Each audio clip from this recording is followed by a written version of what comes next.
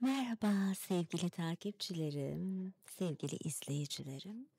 Koca yaz geldi geçti. Ben neden dışarılardan bir kayıt yapmadım diyordum ki bugün sizin için bir video çekiyorum ve size çok güzel şeyler anlatacağım, okuyacağım. Hoş geldiniz öncelikle.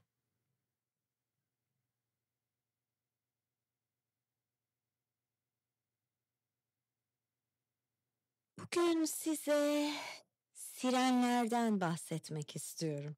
Siren derken tabii bu sirenler ambulans sireni, itfaiye sireni falan değil, mitolojideki sirenler. Evet, dışarıdan sesler geliyor. Acaba bu sesler nasıl olacak? Ses demişken sirenlerin çokça sesle ilgisi vardır.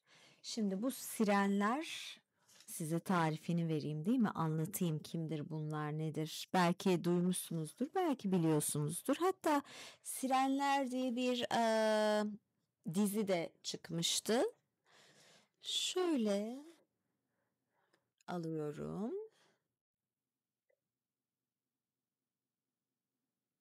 Evet.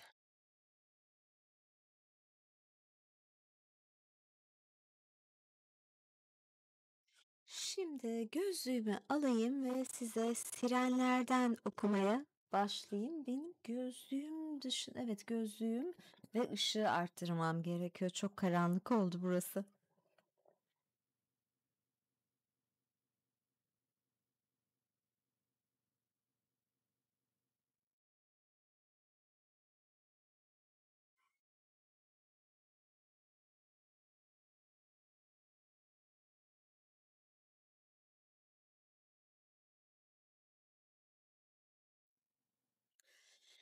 Evet, tekrar beraberiz.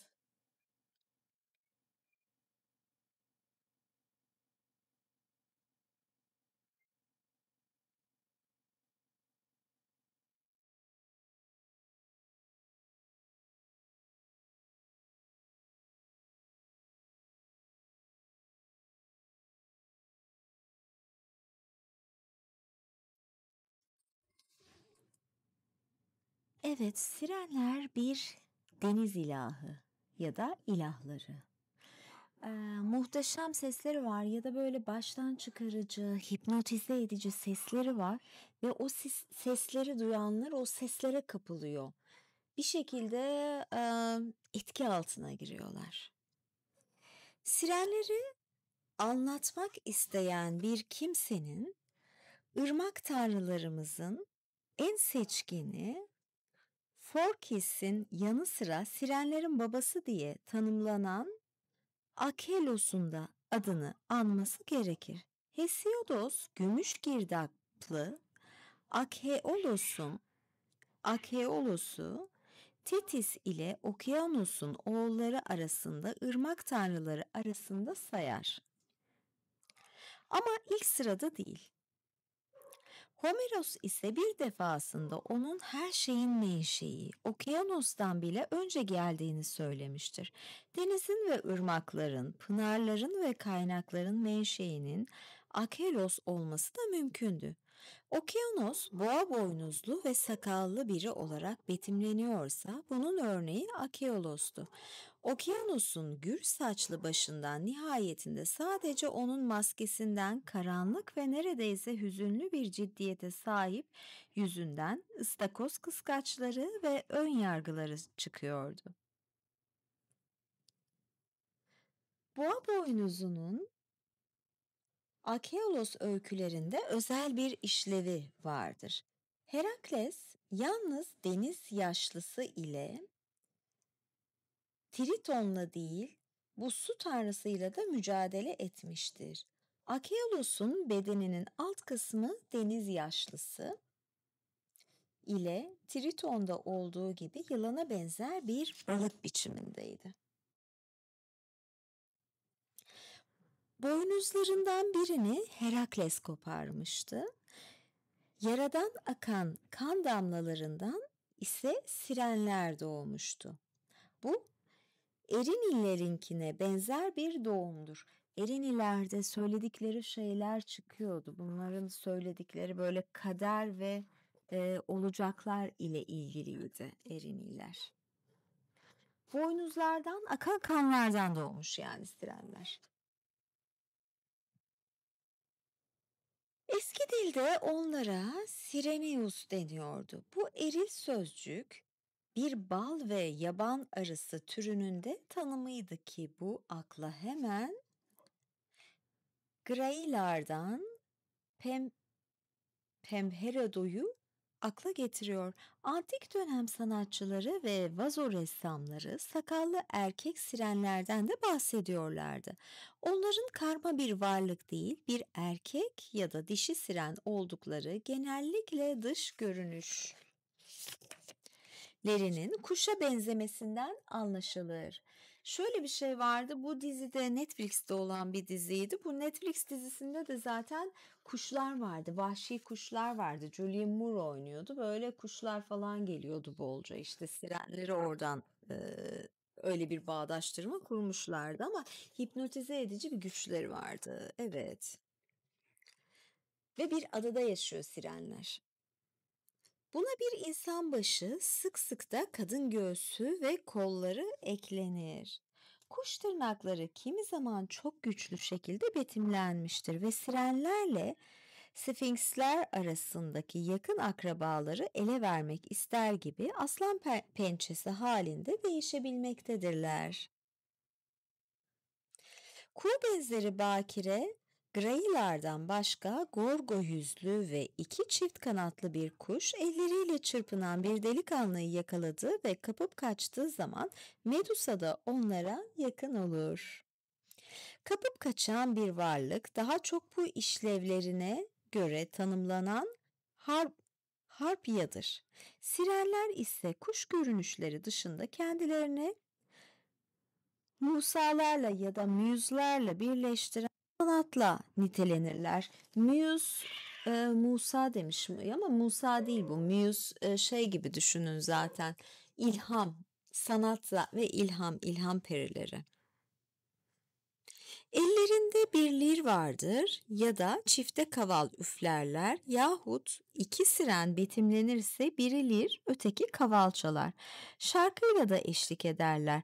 Bu durum öyküler ve öykü adları tarafından ifade edilir ve betimlerde de görülür. Klasik dönem mezarlarında onlara hayran kalmamak elde değildir.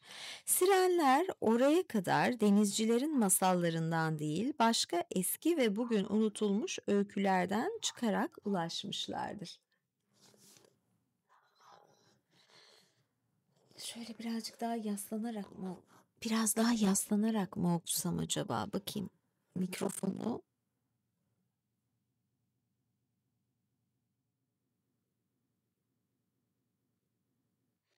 Sirenler ulu tanrıça Sikilla gibi denizci masallarına da girmişlerdir.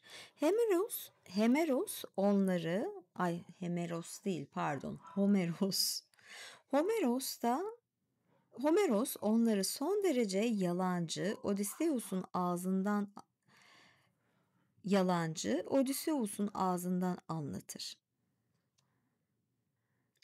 Homeros'ta özel birer adı olmayan iki siren söz konusudur.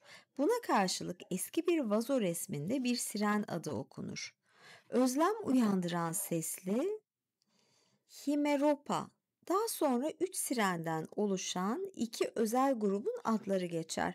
Bu üçlü gruplardan biri Homeros'un sirenlerine uygun düşecektir. Adları değişik şekillerde aktarılmıştır.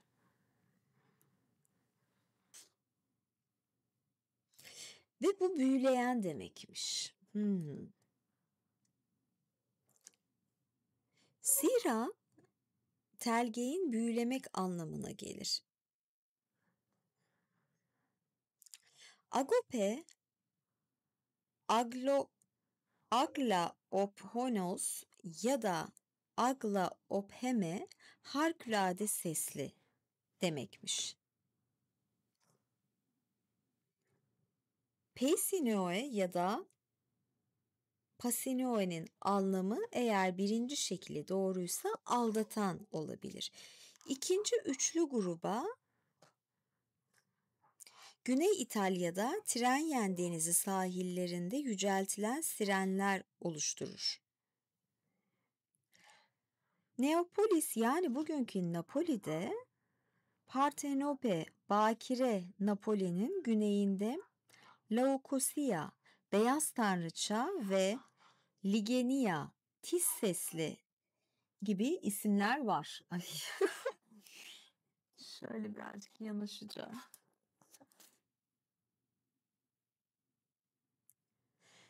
Babaları Asleos olan sirenlerin annesi olarak Hesperit, Asteope'nin adıyla eş anlamlıdır. Sterope'nin ya da Musa'nın adı geçer.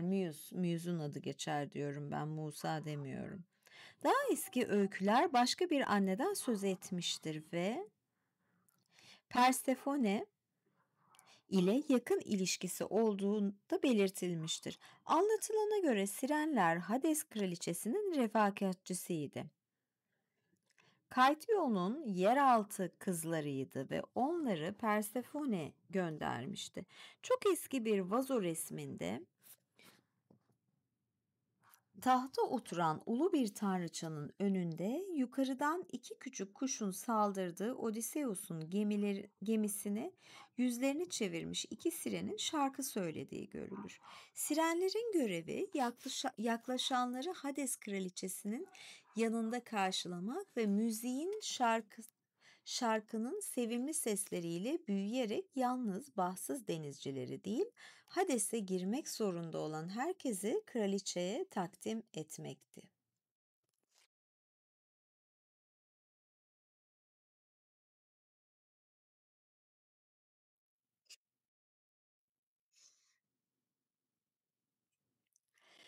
Ölüm acısı sirenlerin sanatıyla azalıyor ve dönüşüyordu. Belki de erkek sirenler ölümü kadınlar için sevimli hale getirmiştir ve bu yüzden böyle betimlenmişlerdir. Sirenlerin öyküsünü Odysseus şöyle anlatır. Sirenleri aslında şeye benzettim ben şurada. Hani cennette huriler, nuriler falan var ya onun gibi olmuş aslında. Sirenlerin öyküsünü Odysseus şöyle anlatır. Kirke Odysseus'u sirenlerin seslerinden ve çiçekli çayırlardan uzak durması için uyarmıştı. Ya da bu kaçınılmaz olursa önce yoldaşlarının kulaklarını bal mumuyla tıkayarak ve kendisini direğe bağlayarak onların tiz seslerini dinleyebilirdi. Sirenler güzel çiçeklerle kaplıydı. Ama ve öykü bu noktada kesinlikle bir denizci masalı olan dehşet öyküsüne geçiyor. Tamamen insan kemikleri ve kurumuş insan derileriyle dolu çayırlarda oturuyorlardı. Direğe bağlı ayakta duran Odysseus'a ne dedikleri şöyle anlatır. Gel yaklaş buraya. Dillere destan Odysseus, akaların şanı şerefi, durdur gemini de duy bizim sesimizi. Şarkılarımızı dinlemeden kara gemiyle hiç kimse buralardan geçip gitmedi. Onlar bal gibi akar ağzımızdan. Kim dinlerse şarkılarımızı zevk alır ve çok şey öğrenir.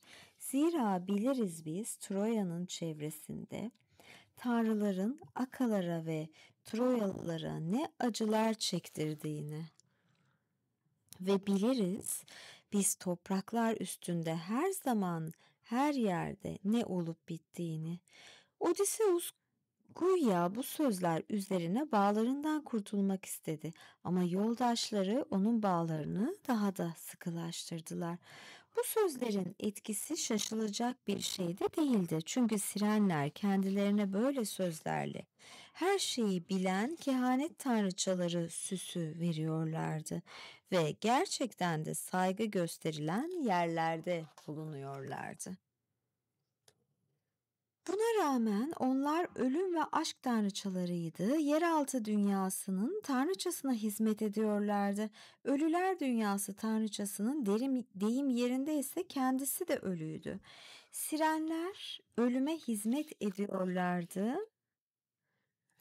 Bir gemi geçip gider ve mürettebat ellerine geçmezse bir öyküde şöyle anlatılıyor. Kendileri ölmek zorunda kalıyordu.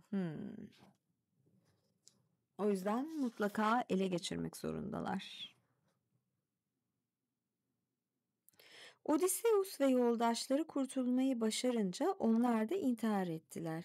Hesiodos'un anlattığına göre Zeus, bol çiçekli Antemoso adasını otursunlar diye onlara vermiş. Bu durum onların aşka da hizmet ettikleri olgusuna uygun düşer. Daha geç döneme ait bir rölyefte sadece bacaklarının alt kısmı kuş ayağı biçiminde olan bir sirenin uyuyan satir benzeri bir erkeği sevgiyle yaklaştığı görülür. Tıpkı Selene'nin Endymion'a yaklaşması gibi. Daha önceki yumurta biçimi siren betimlerinde özellikle genel olarak ufak tefek insanları bağırlarına basarken çekici bir şeyler vardır. Bir dakika. Daha önceki yumurta biçimi siren betimlerinde özellikle genel olarak ufak tefek insanların bağırlarına basarken çekici bir şeyler vardır. Sirenler yalnız ölüm tanrıçasına değil kendilerini ya da özlemlerini altın kanatlarla göğe doğru taşıyarak ölümlü insanlara da hizmet ediyorlardı. Evet, siren kısmı böyle. Evet. Aslında bir tarif daha var sirenlerden bahseden, size onu da okuyayım. Mikrofonum gitmezse. Sir Hava karardı.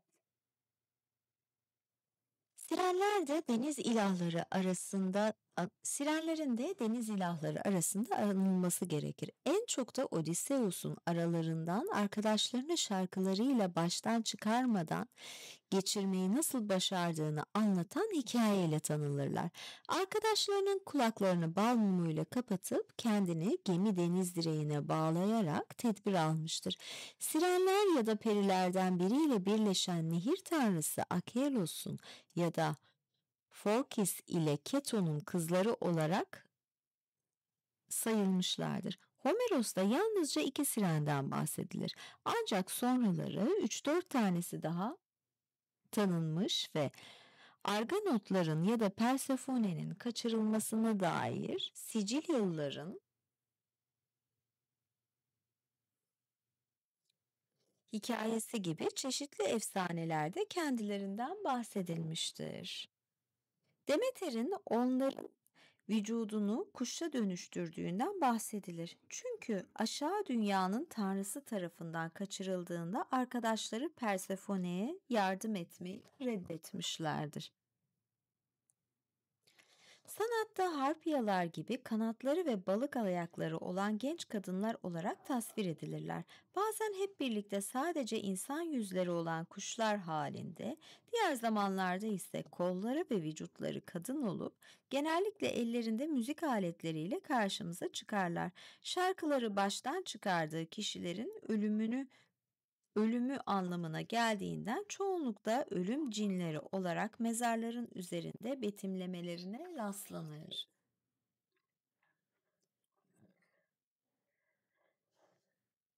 Şöyle açtırıyorum. Evet, bu sirenler yani o kadar da şey değil, böyle seksi falan durabilirler ama oldukça tehlikeliler. Neden? Çünkü böyle ölüm cinleri hipnotize ediyor ve yanlarını alıyorlar. Yanlarını aldıkları zaman da zaten öldürüyorlar. Ben bu kuş tanımını aslında bunları okumadan bilmiyordum.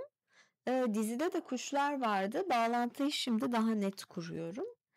Sirenler böyleydi. Dediğim gibi bir adada Sirenlerin Adası diye bir kısım vardı Odysseus'un hikayesinde.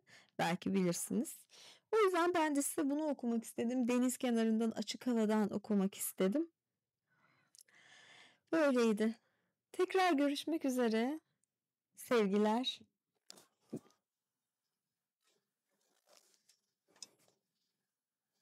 Evet, kapatıcı.